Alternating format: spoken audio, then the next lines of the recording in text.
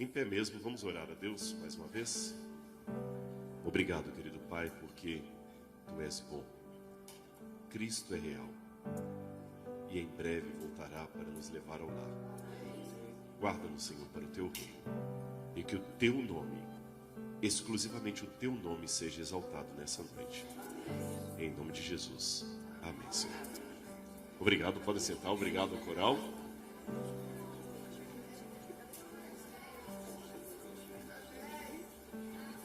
Amém. Você sabe o que significa amém? Vocês estão falando tanto amém? Assim seja. E se eu falar que não é isso?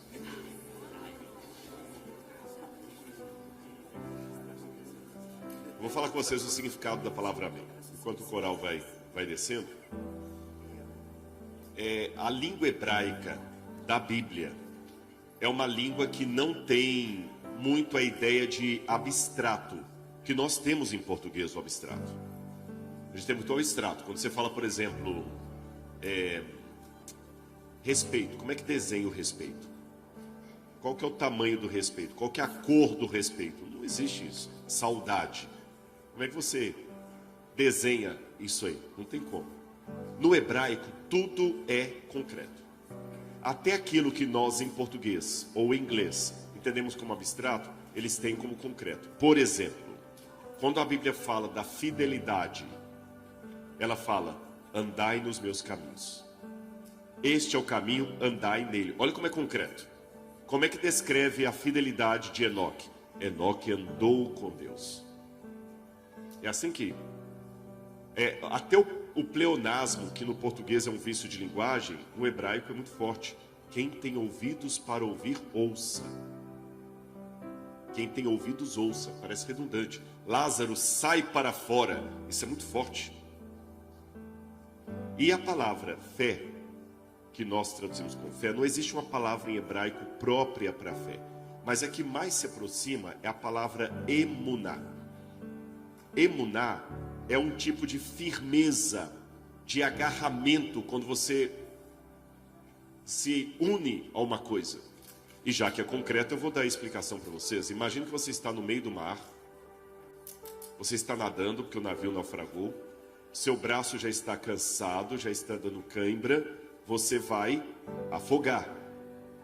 E de repente passa um tronco de árvore boiando, ou uma boia, alguma coisa que flutua. O que você faz imediatamente? Não só uma que vai salvar? O resto vai todo morrer. Vou fazer a pergunta de novo. Você está nadando, o braço já está doendo, você vai afundar, passa uma boia flutuando ou um tronco de árvore, qualquer coisa. O que você faz? Se agarra assim? Isso é emuná. Da palavra emuná, agarramento, que é fé, quando Deus fala lá em Abacuque, o justo viverá por minha emuná. Significa, eu vou agarrá-lo.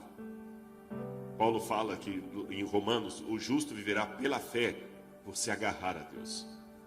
E dessa palavra, emuná, fé, vem a palavra aman, que significa firme. E da mesma raiz vem a palavra amém, que significa, nisto eu me agarro. Nisto eu creio. É mais do que assim seja. Então amém não é só assim seja. Amém significa, nisto creio, nisto eu me agarro, como se a minha vida dependesse desse agarramento. Portanto, justificação pela fé é justificação pelo agarramento com Deus. Isso que é justificação pela fé. Ficou claro? Vamos falar um pouquinho então sobre a arqueologia bíblica. Por que eu creio na Bíblia Sagrada? A Bíblia é a palavra de Deus em contexto. Dizem que um casal certa vez estava tendo problemas no relacionamento e resolveram ler a Bíblia juntos. Na primeira semana de leitura, o marido virou para a mulher e falou assim: se esse livro estiver certo, nós estamos errados. Na segunda semana de leitura ele falou: se esse livro estiver certo, nós estamos perdidos. E na terceira semana ele concluiu admirado: se esse livro estiver certo, nós podemos ser salvos. E esse livro está certo. Porque afinal de contas eu creio na Bíblia Sagrada? Vamos abrir a Bíblia em 2 Pedro, capítulo 1, versículos 20 e 21. Segunda carta do apóstolo Pedro.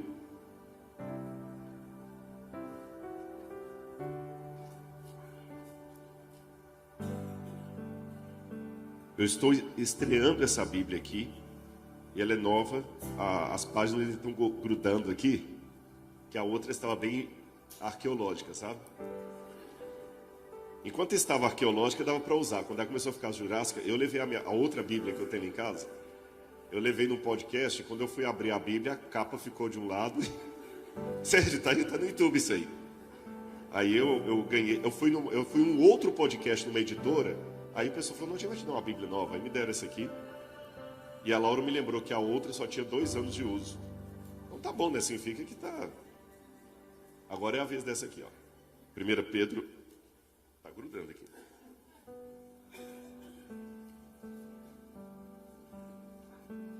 Pronto. Capítulo 1, versículo 20 e 21. Diz assim na minha tradução. Posso ler? Amém? Quem encontrou? Amém. Não vai morrer tudo afogado. Quem encontrou, diga amém. Agora sim. Tem esperança de salvar alguns. Vamos lá. Primeiramente, saibam que nenhuma profecia da Escritura provém de interpretação pessoal, porque nunca, jamais, qualquer profecia foi dada por vontade humana. Entretanto, homens falaram da parte de Deus, movidos pelo Espírito Santo. 2 Timóteo, capítulo 3, versículo 16. 2 Timóteo, capítulo 3, versículo 16. Toda a Escritura é inspirada por Deus e útil para o ensino, para a repreensão, para a correção, para a educação da justiça. Eu quero destacar 2 coisas aqui. Quando no grego fala que a Escritura foi inspirada por Deus, theopneustos, significa Deus soprou a Escritura aos profetas. Não significa que Deus ditou a Escritura. Essa ideia de inspirado, soprou, significa que Deus mostrou a revelação para eles e através do Espírito Santo capacitou os profetas a escreverem aquilo que Deus estava revelando. Porém, o estilo era do próprio profeta. Paulo, que era culto, um filósofo, ou mesmo Salomão, escreviam com muito mais erudição do que Pedro, que era um pescador. Sabiam? Vou contar um segredinho para vocês. O Apocalipse, em grego, tem tantos erros gramaticais que se um aluno escrevesse uma redação como está o grego do Apocalipse, ele não seria aprovado. Isso mostra que a Bíblia é Deus falando com sotaque humano. Então a Bíblia não foi ditada por Deus, ela foi inspirada por Deus. Os irmãos entenderam isso? Deus protegeu a Escritura para que o profeta não cometesse erro que pudesse colocar em risco o que Deus estava mostrando. Mas Deus não ditou a Bíblia. Alô? Não, Moisés, não é isso não. Escreve outra coisa. No princípio criou Deus. Deus está muito direto. Não, não foi assim. Vamos ler mais uma passagem bíblica que fala do porquê que a Bíblia é inspirada. Provérbios capítulo 3, versículo 11. Provérbios capítulo 3.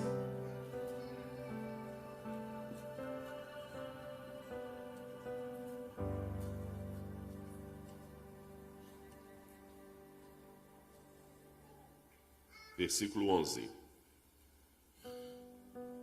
Gente, está muito grudadinho. Eu vou ler na tela. Vou contar para vocês. Eu sou um pouco conservador com uma coisa. Não tomem isso como doutrina. Agora abri. Não tomem como doutrina, não. É um preciosismo do Rodrigo. Tá bom? Estou assumindo para mim. Eu sei que a gente pode ler a Bíblia no celular e tudo, mas eu acho tão mais assim solene ler no papel. Né? Eu sei que eu posso projetar como eu projeto lá para quem eventualmente não está com a Bíblia, mas eu gosto daquele barulho da igreja. Quando o papel passa, é claro. Pastor, deixa eu fazer na sua e fica melhor. Aqui, ó. É gostoso esse barulho assim. Não é gostoso? Mesmo que hoje eu sei que eu tenho que atualizar minha linguagem. Eu tenho que falar assim, vamos acessar a Bíblia no livro de João. Mas eu gosto desse papel aqui. Então eu gosto de ler aqui ainda. Provérbios capítulo 3, versículo 11. Meu filho, não rejeite a disciplina do Senhor, nem se aborreça com a sua repreensão. Lembra que eu falei que eu tinha que dizer duas coisas de Timóteo 3,16? Eu falei da Bíblia sendo inspirada e ela fala, ela é útil para a educação na justiça. E aqui fala, não rejeite a disciplina do Senhor, aquilo que o Senhor revelou. A Bíblia é importante, inclusive, para a educação de jovens. Isso eu estou falando dessa noite para alguém que veio aqui porque foi convidado, mas você não é muito religioso, tem uma mente mais secularizada, acha meio ridículo isso, papo de crente. Então, deixe-me dar para você uma fonte acadêmica. Esse The Great Code, The Bible and Literature, de Northrop Frye, é quem estuda literatura ou filosofia da literatura, área de humanas, tem que passar por esse livro aqui. O Grande Código é praticamente o manual por excelência da área de literatura. Quando eu falo literatura, o estudo da literatura em si é aquilo que permeia quem é especialista em literatura inglesa, estudando Shakespeare, ou quem é especialista em literatura espanhola estudando Cervantes, ou quem é especialista em literatura brasileira, estudando Machado de Assis. O que está por detrás da linguística? Vários grandes teóricos da comunicação ou da linguagem, por exemplo, Foucault, estou falando de pessoas ateias, tem que beber no livro de Northrop. É um clássico da área acadêmica não superado até hoje. E Northrop, ao escrever esse livro, O Grande Código da Literatura, ele colocou essa nota nesse livro. Esse livro é tão importante, ele é dessa grossura. E aqui nos Estados Unidos custa uns $400, $500 mais ou menos. É um livro caro. A Bíblia deve ser ensinada desde cedo, de modo completo, lançando bases profundas na mente, de modo que tudo o que vier depois possa se estabelecer nela. Saber ler a Bíblia é saber ler. As habilidades de leitura preliminar e as habilidades avançadas de leitura podem ser aprendidas da Bíblia melhor do que qualquer outro livro. Tá bom? Isso aqui é material para ser estudado em Harvard, Yale, Princeton, Stanford e outras universidades. Cambridge. Isso aqui é o que o mundo acadêmico reconhece sobre a Bíblia, apesar do preconceito de alguns. Agora, o que faz a Bíblia um livro sui generis, um livro diferente, um livro que eu falo assim, olha, ele é melhor do que qualquer outro livro da humanidade? Eu poderia dizer muita coisa sobre a Bíblia. Eu poderia dizer, por exemplo, que a Bíblia é o livro mais publicado e traduzido e talvez lido, coloquei entre aspas, do mundo inteiro. Essa estatística que eu peguei, eu não tive condição de pegar uma mais atualizada, ela tem uns 5 anos. Tem uns 5 anos. Eu sei que tem novos dados, mas essa que eu peguei tem uns 5 anos. Há 5 anos atrás, a Bíblia já havia sido traduzida em 2.565 diferentes línguas do mundo. Ontem eu estive no Bible Museum, Museum of the Bible, Museu da Bíblia de Washington. E lá tem uma parte que mostra a Bíblia traduzida em várias partes do mundo. Mais de 2.600 línguas a Bíblia já foi traduzida. E desde 1816, quando a contagem começou, a Bíblia já havia alcançado o número de mais de 6 bilhões de exemplares vendidos. 6 bilhões. Aqui não está contando nenhuma Bíblia eletrônica. 6 bilhões de exemplares impressos. Se eu somar as versões eletrônicas da Bíblia, esse número vai quadruplicar. Sabem qual que é o segundo livro mais publicado do mundo? Deduzem? Depois da Bíblia? Não. É um livro ateu. É o livro vermelho de Mao Tse Tung. Na China comunista, quando Mao Tse Tung fez a Revolução Cultural, ele obrigava que todo chinês deveria ter um exemplar do livro vermelho. Então os chineses eram obrigados a ter esse livro em casa. Eram obrigados. E esse livro, pelo menos na conta que eu vi lá, porque os números do governo chinês são sempre anômalos. mas havia o cômputo de 600 milhões de exemplares publicados. 600 milhões. A Bíblia eram 6 bilhões. O segundo lugar, 600 milhões. E com uma diferença. A Bíblia atingiu 6 bilhões, mas quem aqui já foi obrigado a ler a Bíblia por força de lei? Conhece algum país do mundo, ou na história, onde um rei, um papa, um governador, um senhor feudal, ou um líder religioso falou, a partir de hoje, quem não ler a Bíblia todo dia vai ser morto? Vocês já viram na história algum caso, algum capítulo em que soldados entravam na casa e falaram assim, cadê o livro, cadê a Bíblia? E se você não tivesse a Bíblia, você seria preso? Houve alguma vez isso? Mas com o livro vermelho houve. Cada família chinesa tinha que ter um livro vermelho em casa. Se a Guarda Nacional de Mao Tse Tung passasse em sua casa, pedisse o livro vermelho e você não tivesse, você seria morto. Então, nessa situação é fácil alcançar 600 milhões de exemplares vendidos. Concorda comigo? A Bíblia alcançou muito mais sem nenhuma obrigatoriedade. Eu poderia também dizer que a Bíblia é um livro sui generis, porque ela foi o primeiro livro a ser impresso no Ocidente por Johann Gutenberg, lá na Alemanha. Poderia dizer também que a Bíblia é estimada por intelectuais da história, vários. Mas dizem que toda a verdade vem depois da conjunção adversativa. Mas, porém, contudo, entretanto, sempre o que vem depois. Eu gostaria de ir muito lá, mas... Então eu poderia dizer que a Bíblia é um livro maravilhoso por causa daquelas coisas. Mas não é por isso que eu vou falar que a Bíblia é sui generis. Vocês vão se surpreender. A Bíblia é um livro sui generis pelo que um cético disse. George Bernard Shaw. A Bíblia é o livro mais perigoso da terra. Mantenha-o trancado e jogue a chave fora. Mantenha-o longe do alcance dos seus filhos. É por isso que ela é sui generis. Que ela ameaça. E numa parte, eu concordo com ele. Numa parte. Quando ele falou que a Bíblia é um livro perigoso.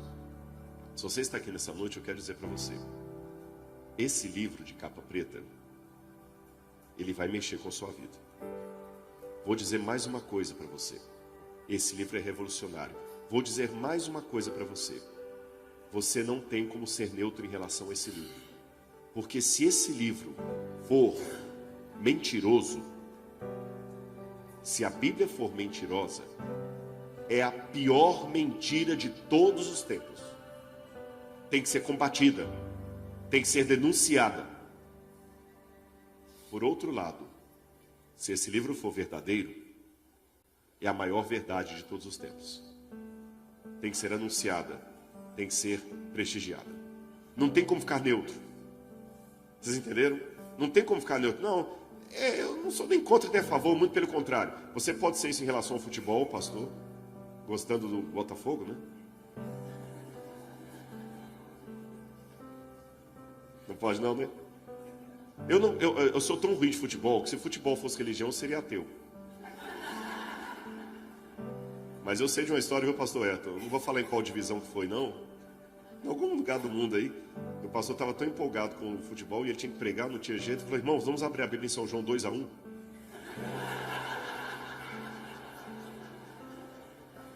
Como eu sou ruim de futebol, posso fazer essas piadas. E já dizia o rabino Harold Kushner, se o homem não sabe rir de uma boa piada, desconfie da religião dele. Eu posso ser neutro em relação ao futebol. Eu posso não torcer nem por um, nem por outro. Minha vida não vai. Até em relação à política. Você pode até ser neutro entre republicanos e democratas. Fala assim, olha, vou tocar minha vida aqui, deixa eles brigarem lá. Que dá para você viver. Mas com relação a esse livro não tem como ser neutro. Ou você é contra, ou você é a favor. A neutralidade já é posição contrária. Esse livro realmente é um livro perigoso. Ele é tão perigoso que ele mexe até com intelectuais de prestígio. Quando eu fiz a faculdade de teologia em São Paulo, eu terminei... Teologia não, desculpe-me, filosofia. Teologia eu terminei na Bahia. quando eu fiz a faculdade de filosofia em São Paulo, lá na Unify, a gente estudava o livro desse cavalheiro, tá certo? Que era nada mais nada menos que um dos maiores filósofos vivos do século XXI, Antony Flew. O Antony Flew estava para a filosofia da nossa época, do século XXI, como, deixa eu dar um exemplo aqui, como Luciano Pavarotti está para a música erudita. Era um homem de renome e um dos maiores ateus vivos daquela época. Sabe aquele homem que todos os ateus intelectuais pediam uma bênção para ele? Era Antony Flew. E Antony Flew, professor de Oxford, do Commonwealth britânico lá, aquele jeito, raciocínio cartesiano, ele escreveu um tratado de negação da existência de Deus. Qual a chance desse homem mudar? C.S. Lewis, que escreveu as Crônicas de Nárnia, tentou pregar para ele, mas ele, no final da sua vida, começou a examinar esse livro de capa preta. E ele admitiu que durante toda a sua época de intelectual, que ele combatia o cristianismo, a fé e a crença, ele não conhecia quase nada de Bíblia. Ele tinha preconceito contra a Bíblia. Isso é uma coisa interessante. Há muitos intelectuais que eles desdenham da Bíblia, mas não conhecem a Bíblia. Quando ele resolveu conhecer a Bíblia, ele mudou. Tanto é que um dos últimos livros que ele escreveu na sua vida foi Deus Existe, um ateu garante. E numa entrevista a Habermas, que é um filósofo cristão, Antony Flew disse o seguinte: a Bíblia é um eminente livro que merece ser lido. A ressurreição de Jesus tem muito mais evidências que qualquer outro milagre mencionado na história. Quando eu estudei os livros de Antony Flew na faculdade de filosofia, ele era ateu. Quando ele resolveu aceitar a existência de Deus e mudar em 2004, foi tão bombástico, gente, foi tão assim, louco, que tem um autor britânico, Richard Dawkins, que escreveu o livro Deus um Delírio, em inglês é God Delusion, acho que é God Delusion.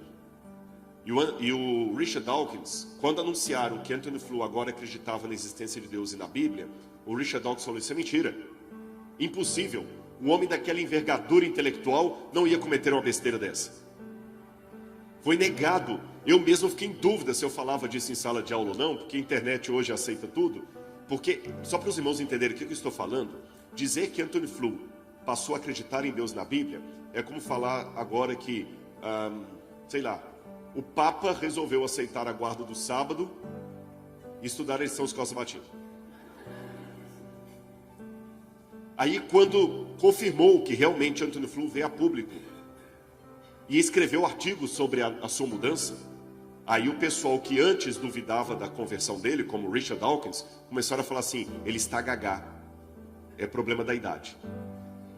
Antony Flew, com aquele humor britânico, que é muito irônico, né? Ele falou assim: interessante, porque 15 dias atrás eu revisei artigos indexados para revistas de prestígio e tudo bem? Quer dizer que agora eu fiquei gagá? Várias vezes na minha vida de filósofo eu mudei de posição. Quando eu mudei de posição a favor da Bíblia, aí eu fiquei gagá. Antony Flew, esse livro muda mesmo. E como eu falei com os irmãos, a Bíblia é a palavra de Deus, porque se eu duvidar, já que eu falei de filosofia, sou formado em filosofia, se eu duvidar da existência histórica de Sócrates, a minha vida de filósofo não muda nada. Nada. Se eu descobrir agora que Sócrates não existiu, que foi um personagem criado por Platão ou por Adimanto, não vai mudar nada. Mas se eu duvidar que Jesus existiu, a minha vida de teólogo muda por completo, perde o sentido. Perceberam? Eu não preciso de Sócrates para ser filósofo, mas eu preciso de Jesus para ser teólogo. Se eu descobrir que foi tudo um engano, que Sócrates não morreu tomando cicuta, não muda nada da minha vida de filósofo.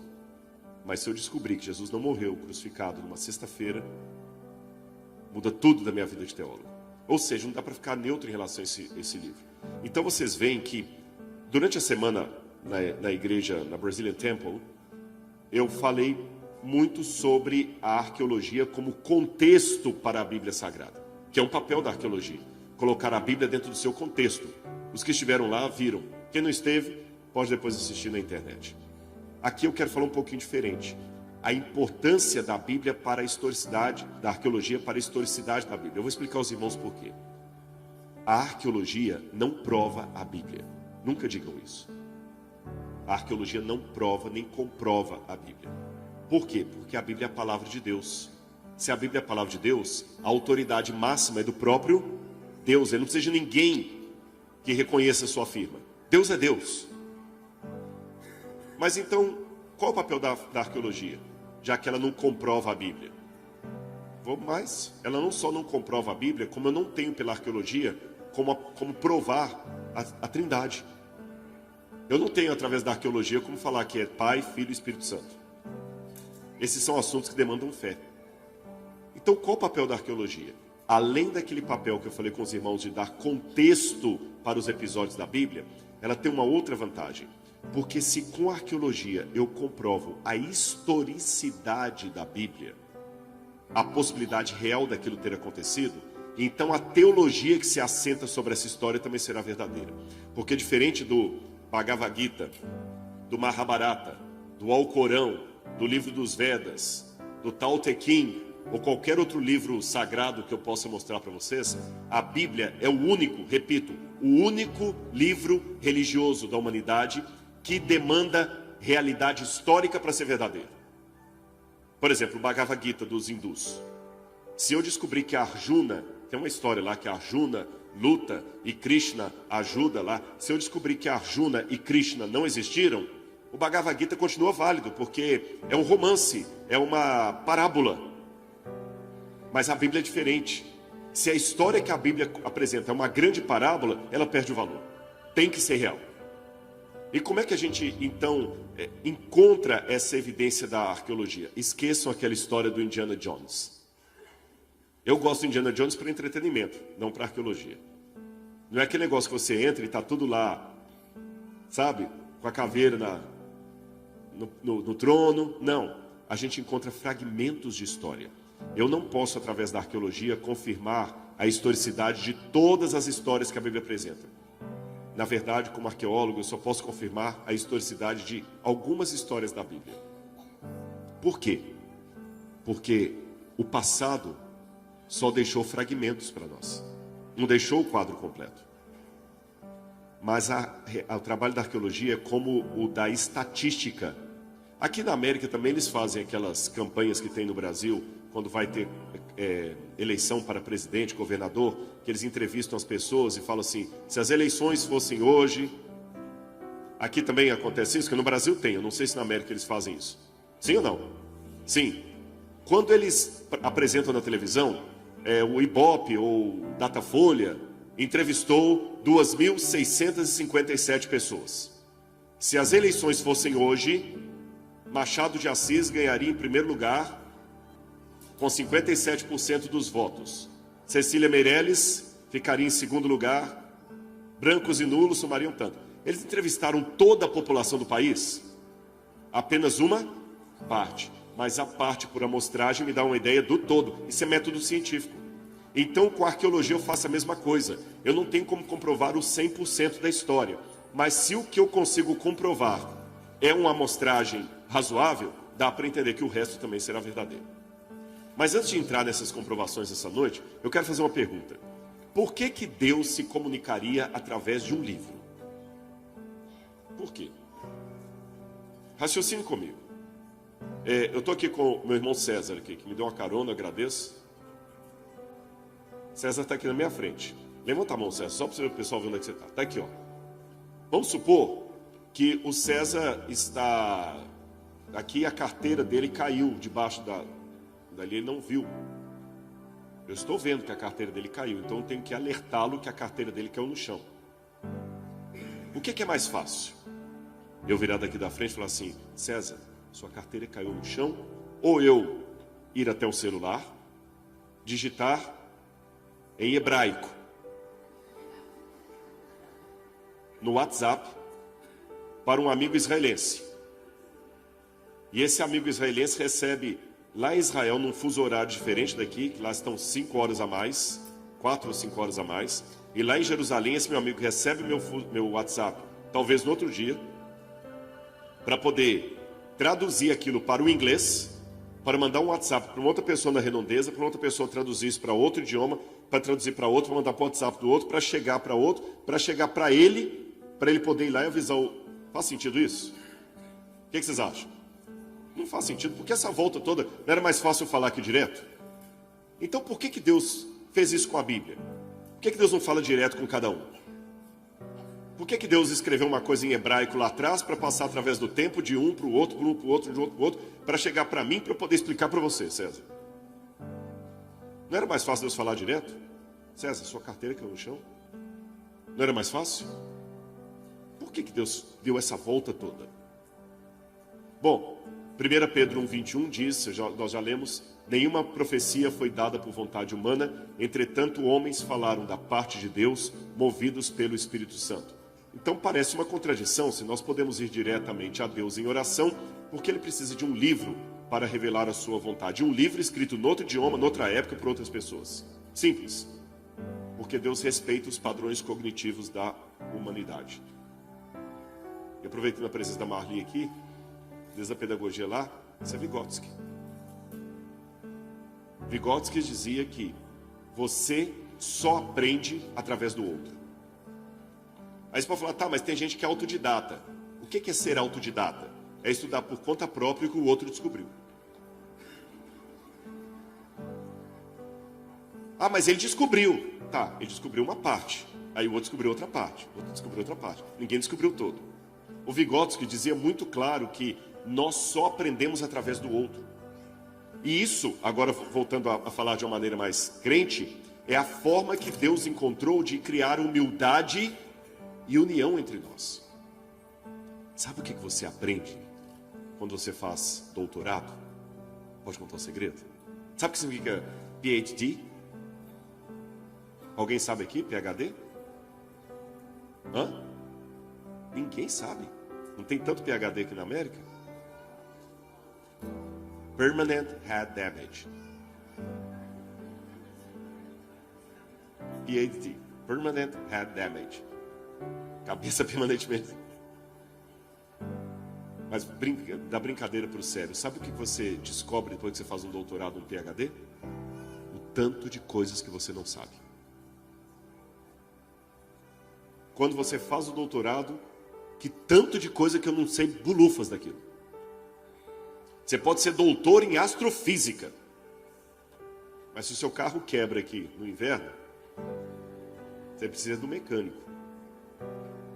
Você pode ser um mecânico que só de olhar para o carro você sabe o defeito que ele tem. Mas se você começa a sentir uma dor de estômago, você precisa do médico. Você pode ser um médico renomado do Johns Hopkins, mas se você tiver um processo na corte, você precisa de um advogado.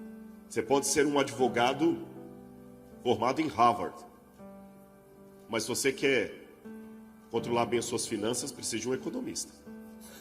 Você é bom advogado, você não é um bom economista. Você pode ser até um excelente economista, mas senta no piano ali e procura o dó central. Percebeu? 99,9% do conhecimento que está ao seu redor, você é leigo. E vou dizer mais a vocês. A teologia é a única área do saber que a gente não pode dar carteirada. Porque todos os exemplos que eu dei aqui, você pode dar uma carteirada como advogado e falar assim, olha, eu sou advogado, eu sei o que eu estou falando.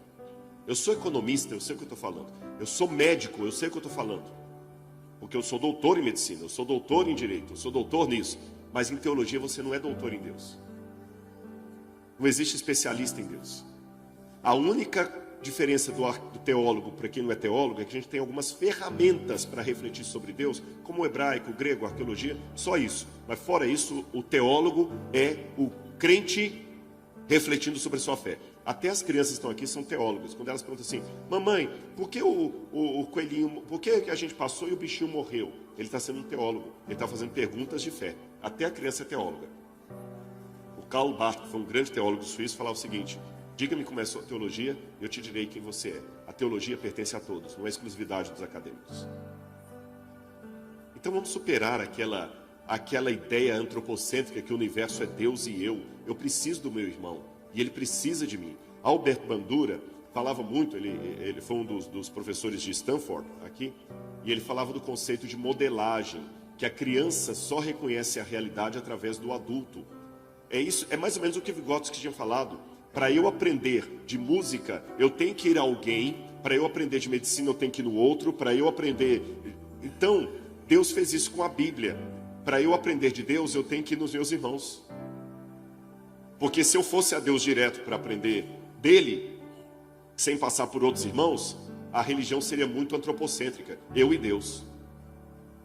É por isso que eu preciso de conhecer a verdade de Deus através de outros homens que escreveram a Bíblia e não diretamente eu e ele.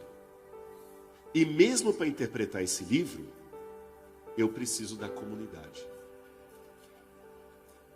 Eu não posso interpretar sozinho. Vocês já ouviram aquele credo que na Igreja Católica sempre eles recitam? Creio em Deus Pai, Todo-Poderoso, Criador dos céus e da terra. Creio em Jesus Cristo, seu único Filho, nosso Senhor, que foi concebido pelo Espírito Santo, nasceu de Maria Virgem, etc, etc, etc.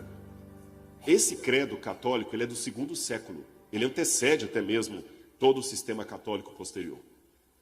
É um credo que provavelmente tem as suas raízes na época apostólica. E no grego, esse credo tem uma parte interessante, quando fala o seguinte: creio em Deus. No grego está assim. Creio, eu vou tentar traduzir ao pé da letra para fazer sentido. No grego está assim: creio para Deus, ou seja, Deus é objeto da minha crença. Creio para o Espírito Santo, é objeto da minha crença. Creio para Jesus Cristo, é objeto da minha crença. Creio na igreja, é o local da minha crença.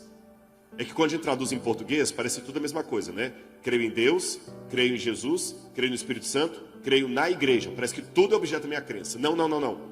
Deus é objeto da sua crença. Você crê nele.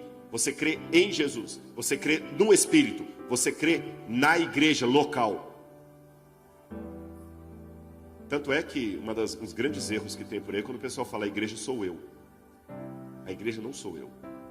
A igreja somos nós. A palavra igreja no grego é coletivo. Falar a igreja sou eu é tão sem sentido quando fala assim: a colmeia é a abelha. Colmeia é a abelha? A colmeia é um conjunto de abelhas. Então a igreja não é você. A igreja é um conjunto de pessoas como você. Entenderam por que Deus colocou a Bíblia? Para eu superar aquela ideia, muito eu. Tem um autor, Oscar Cadedal, que escreveu o livro Jesus de Nazaré, e ele disse: para chegar ao eterno é preciso voltar os olhos para a temporalidade. Para ir até Deus é necessário passar pelos homens. Para penetrar profundamente no mistério é necessário partilhar intimidade com o próximo humano. Para nos conhecermos a nós mesmos, temos que passar pelo irmão e deixar que ele passe por nós. E eu quero dar um último testemunho, 2 últimos testemunhos para entrar na arqueologia. Esse homem aí, Lew Wallace, do exército, ateu, inteligência tremenda, um intelectual. Quando ele estava terminando o seu serviço no exército, ele discutia tão bem sobre Deus e destruindo tudo, que o superior dele falou: rapaz, por que você não escreve um livro contra a Bíblia, para acabar logo com essas crendices? O Lew Wallace falou: realmente, eu vou escrever um livro contra a Bíblia, mas para isso eu tenho que estudar a Bíblia. Aí ele estudou a Bíblia. E quando ele terminou de estudar a Bíblia, ele deixou de ser ateu e escreveu o livro dele, Ben-Hur. O Ben-Hur foi um livro que surgiu de um ateu querendo desafiar a Bíblia. Sir William Ramsay, um dos maiores acadêmicos de história romana da Inglaterra. Ele era escocês. Ele, ateu, ele sempre dizia que o livro de Lucas e de Atos era o mais ridículo da Bíblia. E ele tirou um sabático para provar que a Bíblia historicamente é errada. E quando ele terminou esse sabático, fazendo arqueologia, ele começou a crer em Deus e escreveu o livro St. Paul the Traveler and Roman Citizen, São Paulo, o viajante e cidadão romano, e começou a crer na Bíblia. William Ramsay descobriu que Lucas faz referência a 32 países, 54 cidades, 9 ilhas, e não achou um erro sequer. Pelo contrário, William Ramsay percebeu que em algumas situações em que um autor secular, como Suetônio, Tácito, o autor romano, falava uma coisa e Lucas dizia outra, quando ele foi investigar em campo, Lucas que estava certo e o autor romano que estava errado. Vou dar um exemplo arqueológico para os irmãos. Abram comigo a Bíblia em Romanos capítulo 16, versículo 23. No finalzinho da carta de Paulo aos Romanos, Romanos capítulo 16, versículo 23.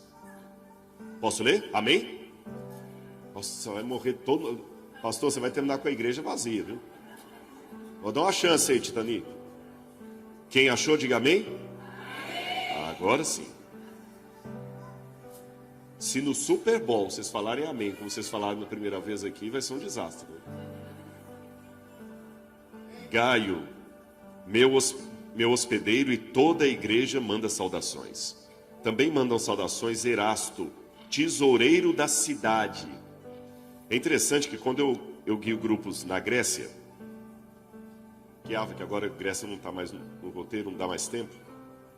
Quando levava a igreja, a cidade de Corinto, eu mostrava a cidade de Corinto, e os ônibus, eu não sei se alguém que já foi para a Grécia, alguém já visitou a Grécia aqui? Não.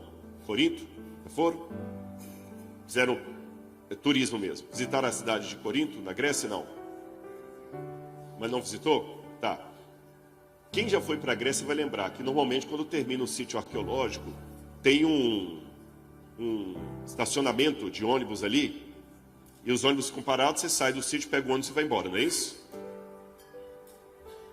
Quem tem mais disposição física, eu sugiro descer. O pastor Arno desceu. Quase o pastor Edson ficou órfão, mas ele desceu. Porque a descida realmente é chatinho, mas ele quis ir, eu levei. Tem um buraco assim, depois do estacionamento, que os turistas não vão. Então, mostrando vocês como é que, às vezes, algumas coisas da Bíblia ficam escondidas. Nesse buraco lá embaixo, tem mato, tem tudo. A gente encontra essa rua romana. Essa rua romana. E na rua romana tem um nome escrito ali. Mesmo quem não sabe ler latim, eu acho que consegue identificar as primeiras letras lá. Olha, no quebrado ali tem a letra E. Estão vendo? Qual a próxima letra? A próxima. A, S, T, V, S. O V em latim é a mesma letra U.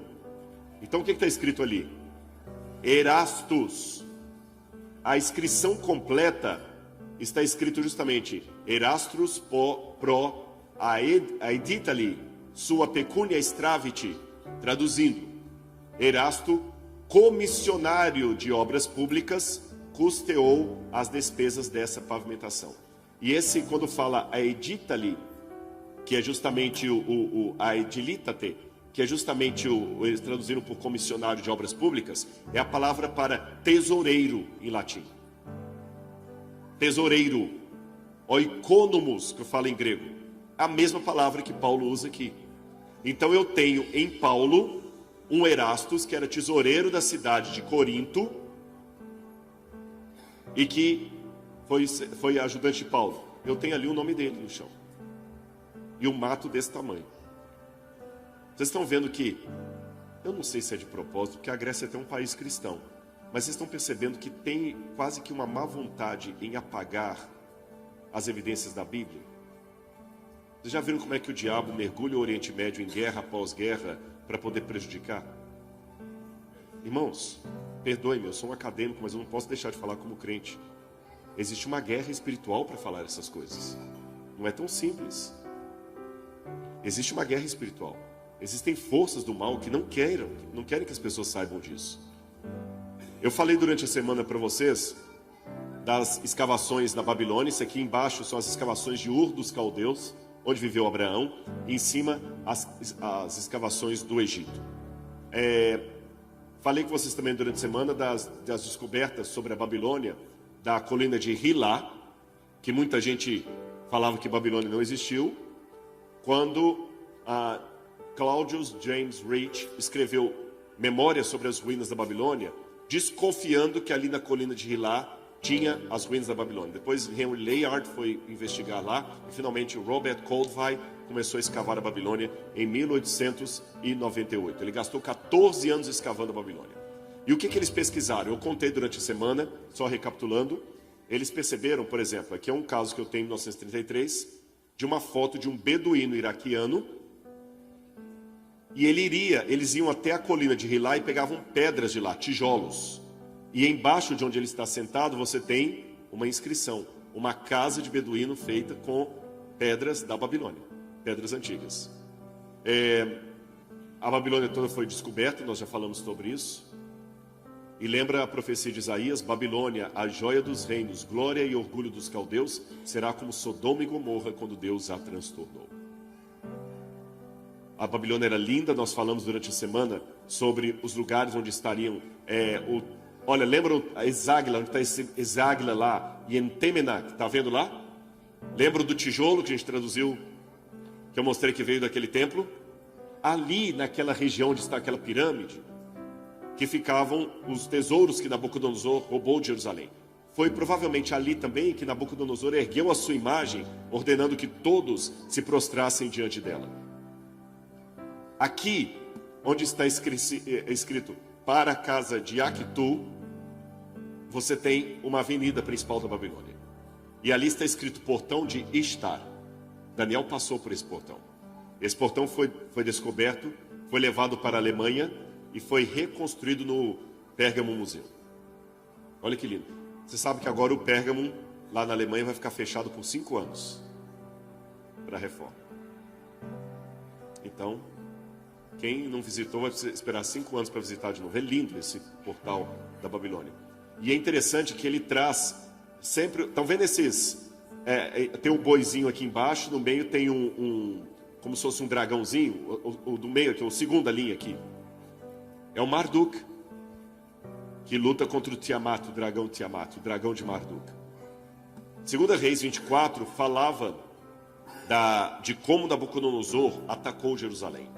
Vocês sabem que havia muitos acadêmicos, inclusive de Yale, que diziam que essa é a parte mais mentirosa da Bíblia, que não houve um ataque de Nabucodonosor a Jerusalém. Até que a descoberta dos tabletes cuneiformes comprovou detalhe por detalhe do que a Bíblia falava. Olha esse tablete que diz, são as crônicas de Nabucodonosor. Nabucodonosor acampou contra a cidade de Judá, Jerusalém, no segundo dia do mês de Adaru. Ele tomou a cidade e capturou o rei. E a Bíblia fala que ele capturou Jeoaquim. Ele nomeou ali um rei de seu coração. A Bíblia fala isso, Zedequias. Recebeu o seu pesado tributo e enviou para a Babilônia. Exatamente como está em 2 Reis capítulo 24. Jeremias capítulo 52, verso 34, fala que na Babilônia havia uma ração que era dada para Joaquim e seus filhos. E o tablete fala a mesma coisa. Ela fala: por Joaquim, rei da terra de Judá, pelos 5 filhos do rei de Judá e pelos 8 judeus, para cada um meia saca de trigos. Agora eu vou mostrar para vocês uma situação em que aparentemente a arqueologia desmentia a Bíblia. Quando os achados começaram, e olha que coisa fantástica. Para quem não conhece as profecias de Daniel, eu vou dar uma dica: estudem esse livro de Daniel. Se você conhecer algum adventista do 7º dia, peça para ele explicar o livro para você. Se ele não souber explicar, fala com ele para estudar mais.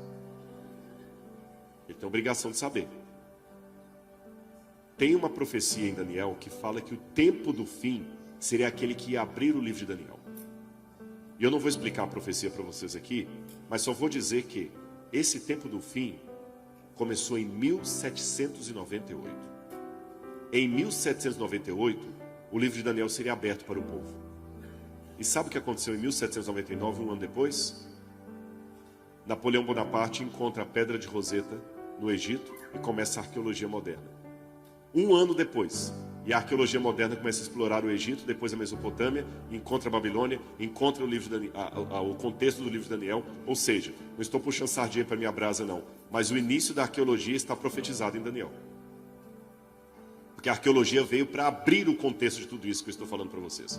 Até a arqueologia, tudo que eu estou falando aqui era um aceitar pela fé, porque você não tinha prova nenhuma que Babilônia tinha existido, que ninguém sabia onde estava. Não tinha prova nenhuma de Nabucodonosor nem nada. E a arqueologia começou a mostrar coisas e silenciar os críticos. E lembra o que eu falei no início da palestra. Se a história que a Bíblia apresenta for verdadeira, a teologia também o será. Porque a teologia se baseia na história. Mas aí teve um problema. E os críticos amam quando aparece um problema contra a Bíblia. É interessante o método científico como é que muda. Porque quando você está desenvolvendo uma coisa e um dado choca, você não abandona toda a pesquisa. Você vai tentar ver o que está ali faltando, na área da física, física quântica. Tem algumas coisas, a física quântica, por exemplo, ela desmonta muita coisa da física de Newton ou de Einstein. O pessoal vai abandonar a física de Einstein, de Newton, por causa da física quântica? Não, eles vão tentar entender. Mas quando é a Bíblia, eles querem abandonar tudo porque apareceu algo que aparentemente contraria a Bíblia. Vocês entenderam? Mesmo crentes, mesmo muitos jovens abandonam a fé porque descobriram uma coisa que aparentemente contradiz a Bíblia. Só uma coisinha. Eu vou dar um exemplo para vocês. Quando os tabletes cuneiformes começaram a ser decifrados, descobriram a lista dos reis da Babilônia. E sabem qual foi o último rei da Babilônia? Nabonido, o cavaleiro que está naquela pedra ali, adorando o Deus Sim, Deus da lua. Nabonido, o último rei da Babilônia. E depois de Nabonido, os persas atacaram a Babilônia e acabou. Mas eu tenho um problema. Abram comigo a Bíblia no livro de Daniel.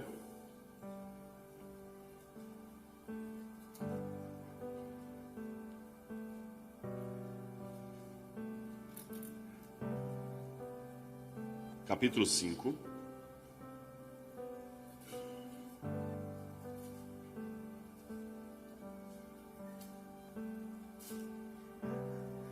Daniel capítulo 5, versículo 30.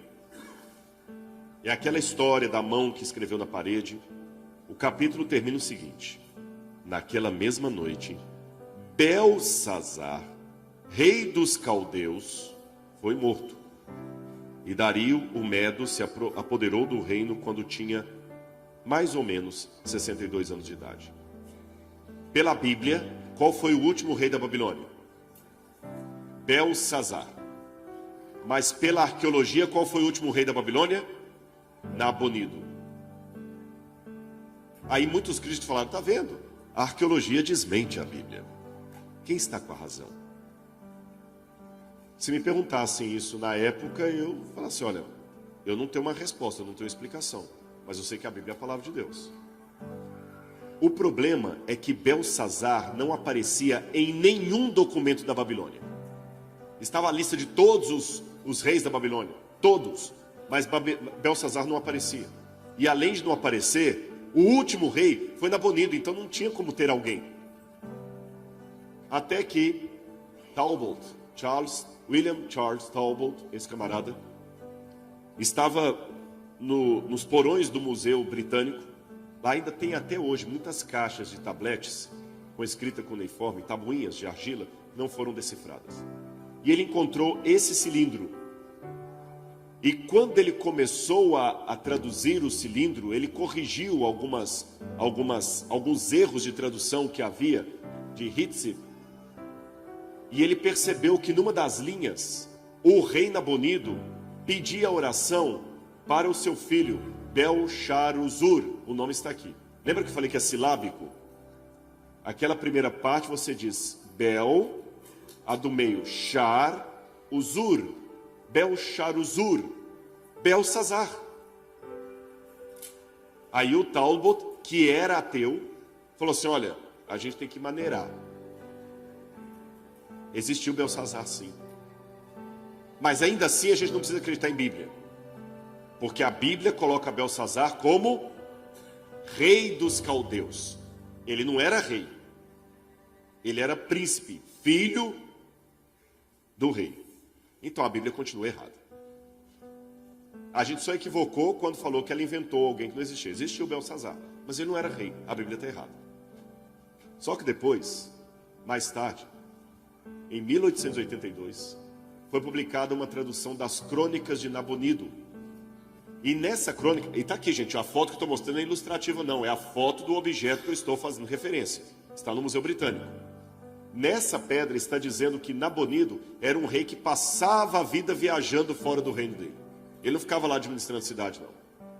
Por exemplo, ele passou 10 anos do seu reinado de 17 anos vivendo em Teimá, na Arábia. E quando ele estava fora da Babilônia, ele deixava o seu filho, Belsazar, no trono em seu lugar.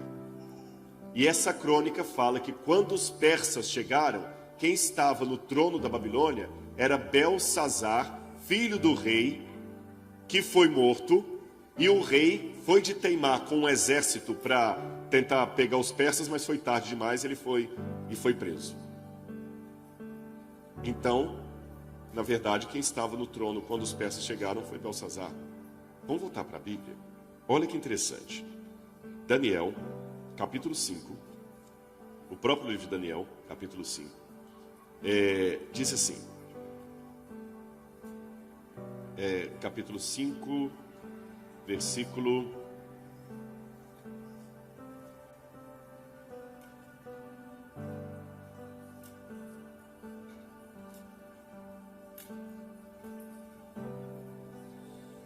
Aqui, achei, versículo 5, capítulo 5, versículo 16.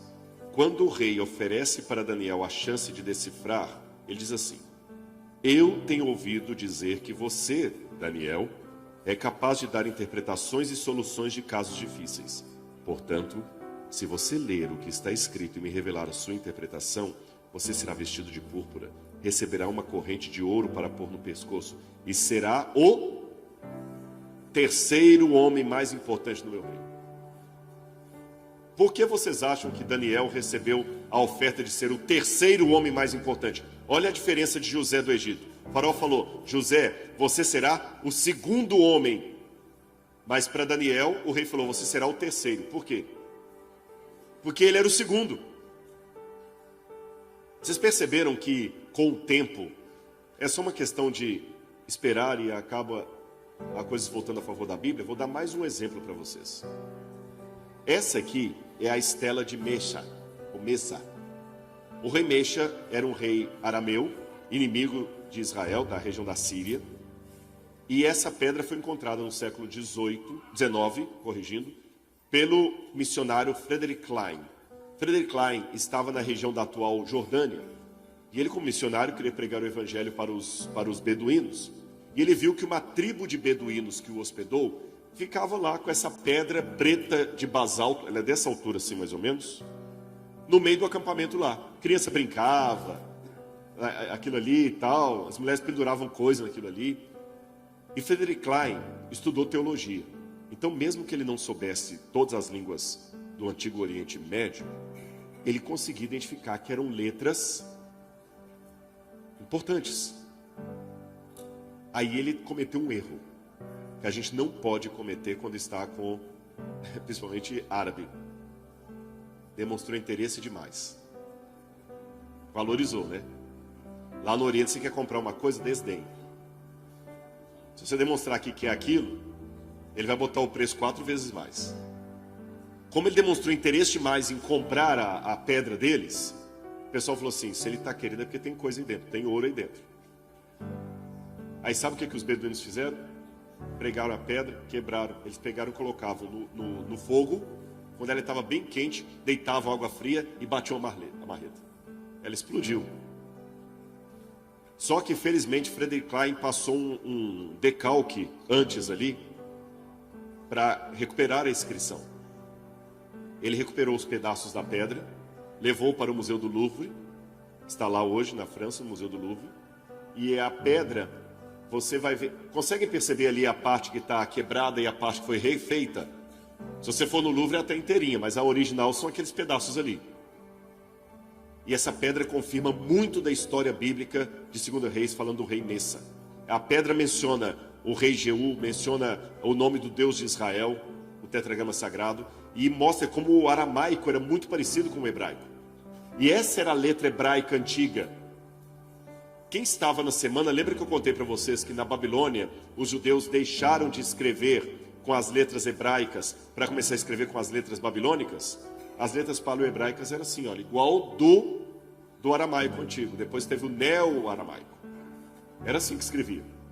Isso aqui é o mesmo hebraico que estuda na faculdade de teologia, as mesmas letras. Aí, passou o tempo. Lá na França, um grande professor da Universidade de Sorbonne, chamado André Lemaire, resolveu investigar aquela pedra num pedacinho ali que estava meio damaged, estava estragado ali. E ele, com a lupa, ficou olhando, e André Lemaire, um grande especialista em inscrições antigas, o maior da França, ele falou, eu não acredito, aqui está escrito que eles combateram a Beit David. Beit David significa a casa de Davi. Isso era uma grande descoberta, sabe por quê? Até essa época, isso aconteceu em 1991, decore essa data, 1991. Até essa época, todos os céticos diziam que Davi não existiu, que Davi era um mito, que Davi era tão mitológico quanto o rei Arthur da Távola Redonda, que não existiu Davi. Mas ele tinha ali uma inscrição que falava da dinastia de Davi, porque a expressão Beit David, casa de Davi, aparece na Bíblia Sagrada para falar da dinastia de Davi. Se você combateu a dinastia de Davi, está num documento histórico, é porque ele existiu. Quando André Lemaire foi falar para o... Gente, faltam 5 para as 9. Eu posso falar até 9h15? A minha esposa fala que eu sempre enrolo com esse negócio, mas é verdade. Eu quero... Porque tem tanta coisa legal para... 9h15, eu prometo não cansá-los, não. Aí, a mãe não tem escola dominical, né? Tá tudo bem. Aí, quando ele pegou e foi divulgar para os amigos, o que vocês acham que aconteceu? Apesar de ser um homem respeitado na academia, o que vocês acham que aconteceu? Tá, gaga. Quase acabou com a reputação dele como paleógrafo na Sorbonne. Ridicularizaram, porque soou tão ridículo como se eu falasse aqui, gente, como arqueólogo, vou mostrar para vocês a prova histórica da existência do Saci Pererê. Aí o André Lemaire se recolheu, não pôde publicar, nenhuma revista aceitou publicar o artigo dele. Em que ano que aconteceu isso? Vamos ver se vocês lembram. 1991. Em 1992, um ano depois, no norte de Israel, foi encontrada essa pedra. E ela foi publicada em 1993. Essa pedra, eu conheci o arqueólogo Avram Viram, já faleceu. Eu conhecia quando estava vivo, né, gente? Claro. Avram Viram. Quando eles encontraram em Tel Dan essa pedra, vocês estão vendo aqui embaixo uma parte que está mais clarinha, de branco? Ali está escrito Beit David, casa de Davi. Gente, foi uma coisa tão louca que também houve resistência.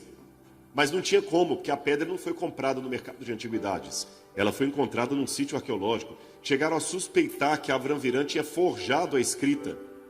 Depois falaram, não, ali não está escrito Beit David, casa de Davi, está escrito Beit Dod, casa do tio. Não tem ridículo. Aí depois tiveram que admitir que realmente tinha uma comprovação arqueológica de Davi. Mas vocês acham que os céticos se dão por vencidos? Sabe o que eles falaram? Tá bom, crentes, vocês ganharam. Davi existiu. Mas ele não foi rei de um reino unificado de Israel. Ele foi um líder tribal. Como se fosse um lampião lá do Brasil. Sabe? O touro sentado, chefe de uma tribo indígena aqui. Ele não foi rei do reino unificado de Israel. Eu vou adiantar um pouquinho, por isso que eu pedi 15 minutos. Eu quero mostrar para vocês uma pesquisa que nós estamos fazendo agora em Israel para provar que houve sim o reino unificado de Davi. Mas a história não acabou por aí. Agora, em 2021, um novo método de estudo com computador que pega a escrita que está vazada e a coloca sobressaltada, foi usada para ler a estela de Davi. E sabe o que comprovaram? Aquela estela lá da Sorbonne, que André Lemaire estava correto. Nós temos hoje 2 provas arqueológicas da existência de Davi. Só que uma demorou 1991 para 2021, quantos anos? 20 anos, 30 anos para poder ser confirmada. Na Jordânia, tem uns restos de reboco também muito interessantes, que originalmente eram partes de uma parede. E nesses rebocos está escrito: aqui está a profecia de Balaão, o vidente. A mesma coisa que diz a Bíblia. E ele se refere a Deus como El Shaddai. Nós temos uma prova arqueológica da existência de Balaão. Pilatos, na década de 1960, foi encontrado em Cesareia Marítima essa pedra, comprovando a existência de Pilatos e sua residência em Cesareia. Ali em cima, em latim, está escrito Tiberium, embaixo, Pôncio Pilatos, prefeito Iudeia, prefeito da Judéia. E depois descobriram um anel que também tem o nome de Pilatos. O Pilatos da Bíblia também está documentado. Aí está a equipe de arqueologia do NASP, que trabalhou no ano passado na cidade de Laquis, em Israel. E em julho agora, nós vamos escavar de novo Laquis. Laura está numa felicidade. Ela não vê a hora. Mas casou, né, meu bem? Falou a promessa. Já falou lá, diante do altar lá. Pastor Martins no casamento lá, né? A doença. Até falei hoje no carro. Só tem uma coisa que eu acho que tinha que mudar no manual da igreja, sabe? Porque fala o seguinte: na doença, e na saúde e na doença. O que mais? Até hoje eu estou na pobreza. Eu queria ser fiel na riqueza também, mas só está na pobreza. Por que eu tenho que ser fiel na riqueza e na doença e só na pobreza? Eu quero ser fiel na riqueza também, né?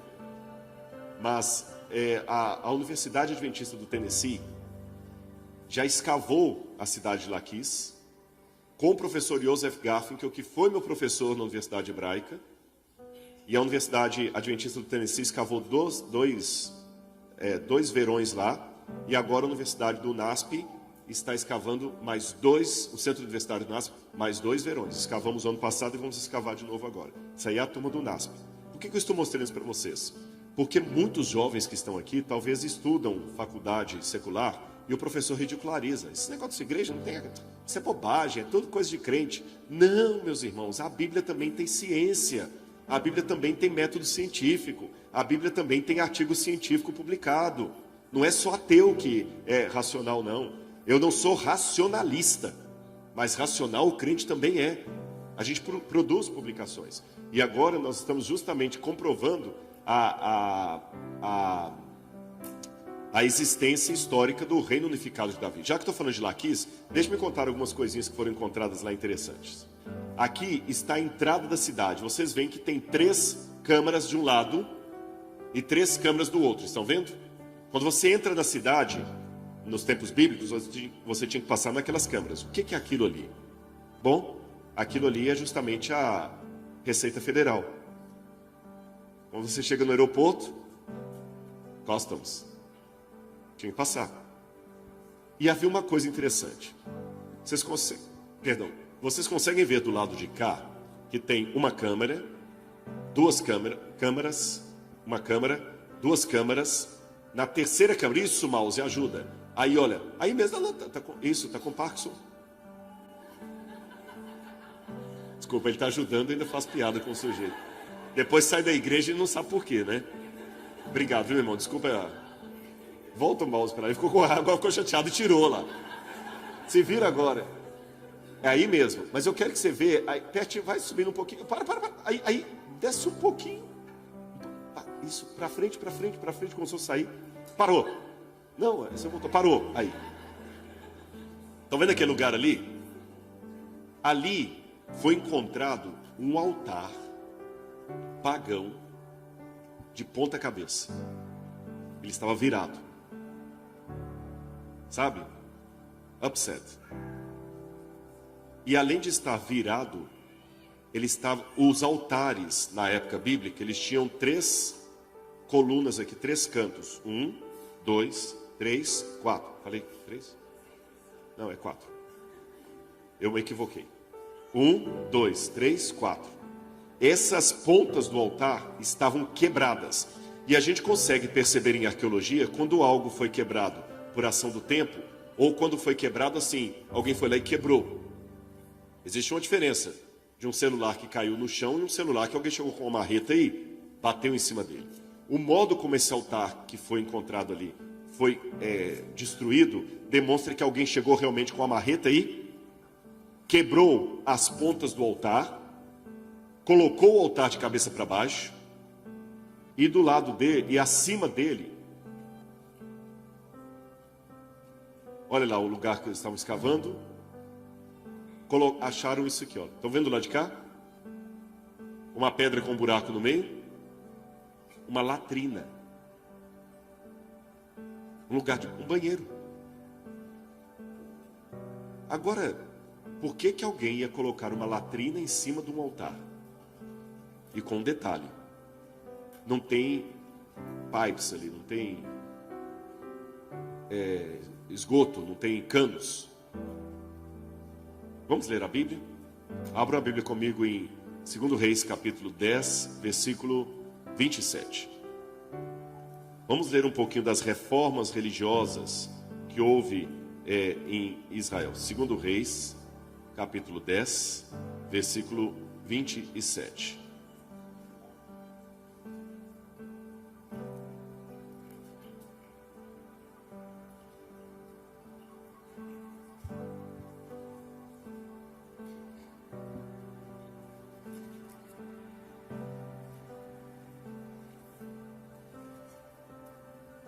Posso ler? Estão com a Bíblia aberta aí? Amém? 10, 27. Também destruíram a coluna de Baal. Coluna é o altar de Baal. Também destruíram a coluna de Baal. Derrubaram o templo de Baal, transformando-o numa latrina que existe até os dias de hoje. Até os dias de hoje, até os dias que foi escrito. Esse aqui não está falando de Laquis, não, está falando das reformas de Jeú. Mas o que Jeú fez, a gente encontra ali. Vocês estão notando? O trabalho do arqueólogo bíblico não é ficar procurando a Arca da Aliança, não é ficar procurando a Arca de Noé. É nos detalhes que a gente comprova a historicidade da Bíblia. Eu não preciso ficar, agora eu vou encontrar um pedaço do Jardim do Éden. Não, é nos detalhes que você vai percebendo aquilo ali. Já que eu falei da Universidade do Tennessee, o pastor Michael Russell, que é professor lá, estava com o grupo deles escavando há 2 anos, e uma menina achou no meio ali da escavação um pedaço de osso. E tudo que a gente acha você guarda num cesto. Muita coisa acaba sendo descartada. Mas esse osso foi para o laboratório em Jerusalém. E a mulher, quando pegou o osso, uma botânica, uma bióloga, ela viu que era marfim. Isso por si só já era interessante, porque encontrar marfim em Israel ali já é uma coisa. O marfim é do elefante, que é de outro lugar. Aí quando levaram em laboratório, perceberam que era um pente. E o pente tinha ovinhos de piolho. Isso mesmo. Mas o mais interessante está nessa ranhura aqui. Vocês estão vendo esses desenhos? Isso é uma escrita alfabética. Ainda estão discutindo a datação dela. Ela pode ser de 1800 a 1500 a.C. E ali está escrito assim: que esse pente me livre dos meus piolhos. Eu sei que pode parecer uma coisa banal, mas isso é muito importante, sabe por quê? É a mais antiga comprovação que temos de escrita alfabética em Israel. E qual a importância disso para a Bíblia? Vou contar para os irmãos. Até um tempo atrás, acreditava-se que quem inventou o alfabeto foram os fenícios, por volta de 1000 anos, 1200 a.C. Hoje isso mudou. Sabe como é que o alfabeto foi inventado? Bom, primeiro a escrita foi inventada na Mesopotâmia, lá onde é o Iraque. E a escrita era muito complicada. Vocês viram aqueles tabuinhas cuneiformes que eu mostrei para vocês? É muito complicado ler aquilo ali. E ela é silábica. Você lê Bel, Achar, Zur, lembra? Sempre assim. Os egípcios inventaram outra forma de escrever aqui embaixo. São aqueles bonequinhos, que é mais difícil ainda de escrever. Aí na península do Sinai, por volta de 1800 a.C., alguns mineiros Não, não eram de Minas Gerais, não. Gostaria que fossem. Nem de rolante. Os gaúchos sabem. Eram mineiros que trabalhavam nas minas de turquesa e de cobre, que é ali na região do Sinai. Eles eram pessoas muito provincianas, então eles não tinham condição de aprender a língua dos faraós. Mas eles queriam escrever.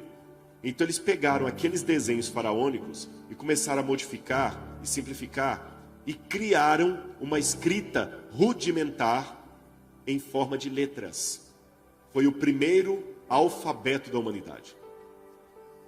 Agora segura essa aí.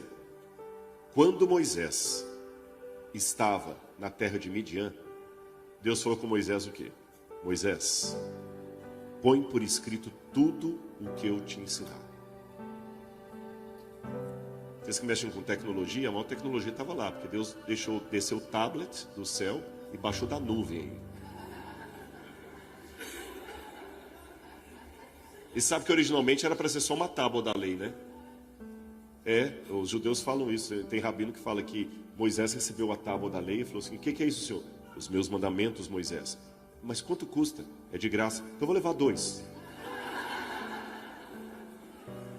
Quando Moisés estava ali no deserto, Deus falou com ele: Moisés, põe por escrito o que eu estou te ensinando. Qual que era o mais natural?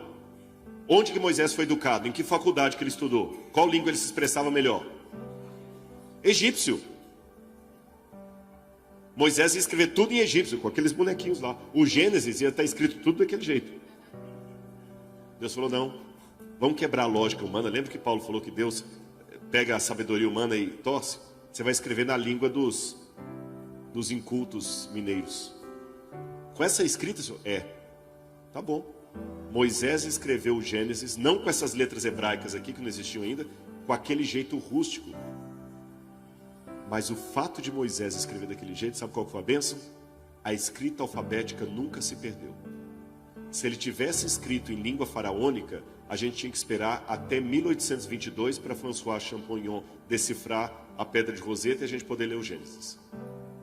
Olha como Deus é sábio. Então, a descoberta dessas coisas assim ajuda muito.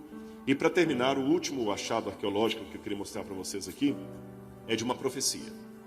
Eu não vou ler toda a passagem, mas vamos ler apenas um pedaço dela. É o último achado arqueológico que eu quero mostrar para vocês nessa noite. Ezequiel capítulo 26, versículos 1 a 14. Não vamos ler todos os versos. Eu vou resumir para vocês aqui. Vocês sabem que a cidade de Tiro, que ficava na Fenícia, atual Líbano, era uma cidade muito perversa. Tiro era uma cidade tão perversa que o rei de Tiro se tornou símbolo de Satanás. Misericórdia. Quando a Bíblia fala sobre a queda de Satanás no céu, é um oráculo contra o rei de Tiro. Como caíste do céu, ó estrela da manhã? Sabe por quê? Porque na Bíblia, sim, a Bíblia reconhece o autor do mal e o fantoche, o puppet dele. Você entendeu? A gente só vê Hitler matando 6 milhões de judeus, mas o profeta vê o diabo por detrás de Hitler. Então ele poderia contar a história de Hitler. Eu não sei se é para a revista Adventista depois.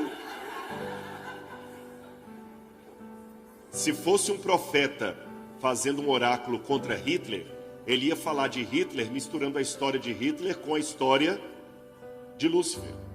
Por isso que o profeta fala: ó Tiro, ó rei de Tiro, como você caiu do céu, estrela da manhã, você arrogante. Então Tiro realmente era uma coisa. O rei de Tiro quer mais. Era tão diabólico o rei de Tiro, que foi na cidade de Tiro que foram cunhadas moedas de prata que os judeus usavam no templo em Jerusalém. Porque a prata mais pura vinha de Tiro. Lá no Museu do NASP nós temos moedas originais de Tiro. E foram 30 moedas de prata dessas de Tiro, que traz inclusive o rei de Tiro de um lado e a águia romana do outro, o rei Melcart. Foram 30 moedas dessa que Judas ganhou para atrair Jesus. Olha como é que a cidade de Tiro era uma cidade perversa. E aqui tem um desenho gráfico de como era a cidade de Tiro, que era uma ilha. Ela tinha uma parte continental e tinha uma parte em forma de ilha. Uma cidade muito fortificada. E quando Nabucodonosor, que durante a semana toda eu falei para vocês dele, veio atacar Jerusalém, que eu estava explicando no almoço, a cidade de Tiro deu guarida para o exército de Nabucodonosor, porque como está no norte o Líbano, virou o posto de gasolina que ele parou para abastecer os carros de guerra e tudo mais, tomar uma Coca-Cola e descer. E o pessoal de Tiro falou, bem feito, vai acabar agora com Jerusalém, vai acabar com os judeus. Eles comemoraram a destruição de Jerusalém. Aí, o profeta Ezequiel, capítulo 26, fez o seguinte: no 11º ano, no primeiro dia do mês, a palavra do Senhor veio a mim dizendo, filho do homem, Tiro disse a respeito de Jerusalém, bem feito, foi arrombada a porta dos povos, ela se abriu para mim, eu me tornarei rico, agora ela foi arrasada. Por isso diz o Senhor, eis que eu estou contra você, ó Tiro, eu farei subir muitas nações contra você, assim como o mar faz subir as suas ondas. Elas destruirão as muralhas de Tiro e derrubarão as suas torres. Eu varrerei o seu pó e farei dela uma rocha escalvada, uma rocha lisa. No meio do mar, ela, Tiro, virá a ser apenas um lugar onde os pescadores secam as suas redes, porque eu o anunciei, diz o Senhor. Então o que ia acontecer com Tiro? As pedras dela seriam lançadas no meio do mar. Ela seria uma pedra lisa e viraria um lugar para os pescadores enxugarem as redes. Eu fui até o Líbano.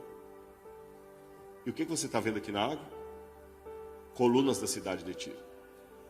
E ela foi destruída várias vezes. Ela foi destruída por Nabucodonosor, foi destruída por Alexandre o Grande, foi construído um istmo, um aterro. Tanto é que hoje é difícil encontrar a cidade de Tiro. E você vê colunas dela, até no período romano, jogadas no meio do mar. Aqui, ó. Aqui, hoje ela não é mais uma ilha. O aterro que Alexandre construiu, a cidade está nesse cantinho aqui, ó. Mas você não vê mais nada, virou uma pedra lisa. Coloca o vídeo, por favor. Não contente apenas em ver as ruínas da cidade, eu fui mergulhar. Põe naquele trecho, no primeiro minuto lá na frente, o anterior. Não é esse não. Aí mesmo, pronto. Olha lá embaixo do mar, as colunas de Tiro. Ali eu estava vendo a profecia escrita 587 anos antes de Cristo, se cumprindo ali, diante dos meus olhos. Aí eu fico pensando, quem foi que usou essa jarra no fundo do mar? Eu sei que vocês queriam levar, né? Vai ter um código de ética, não podia.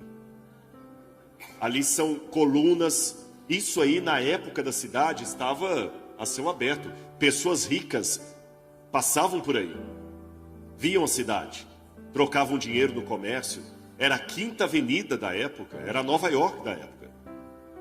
Eu vi justamente o que foi falado pelo profeta ali. Exatamente como a Bíblia falou, as ruas de Tiro. E depois que eu saí da água, a gente foi almoçar. Pode mostrar a próxima parte, para não ficar muito cansativo. A gente foi almoçar. E o que eu podia ver do lado de fora? Que a cidade de Tiro se tornou uma vila de pescadores. E o que a gente via muito lá? Vamos ver se ele vai achar aqui o ponto. Vou mostrar para vocês.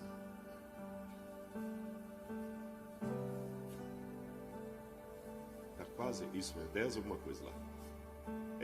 Você via muitos pedaços da cidade. Olha lá, vila de pescadores. E o que você via? Redes e mais redes e mais redes de pesca. Inclusive, tem uma hora que eu vou baixar, eu leio a Bíblia, gente, e é emocionante. Você lê a Bíblia, onde aconteceu, onde a coisa cumpriu. Você fortifica a palavra de Deus. E essa pedra é uma pedra milenar. Isso é pedra arqueológica da antiga cidade de Tiro, no meio das redes ali. Ou seja, é muito difícil ser ateu depois disso, né? Pode passar o próximo slide, por favor? Isso. Olha aqui. Isso. Isso aqui é uma foto antiga tirada nos anos 30, onde você vê ainda pescadores. Lá atrás tem as colunas de Tiro, secando as suas redes sobre as pedras de Tiro. as suas pedras se tornarão enxugadouro de redes. Um desenho feito no século XVIII, mostrando colunas de tiro e redes em cima, secando ao sol. Irmãos, eu acho que eu já mostrei o suficiente. Para falar tudo da arqueologia, eu poderia ficar até amanhã com vocês. Mas eu acho que, pela amostragem, deu para entender que esse é um livro maravilhoso. Aí sabe qual é a lição arqueológica? Se a Bíblia foi verdadeira em relação à história que ela conta, ela é verdadeira em relação à teologia que está por cima dessa história. Se ela foi verdadeira em relação ao passado, ela também será verdadeira em relação ao futuro. Porque eu vi o cumprimento de uma profecia que o profeta não viveu para ver. Que muita gente fala, não, essas profecias da Bíblia, isso é vaticino ex eventum em latim. Tem professora de história, isso foi escrito depois para forjar. É como se hoje eu falasse assim, John Biden vai ser presidente dos Estados Unidos, mas eu forjo que essa minha fala foi em 1984. É uma pseudo-profecia. Não, eu estou vendo o cumprimento hoje de algo que foi escrito há 2.500 anos. Que Deus abençoe sua vida.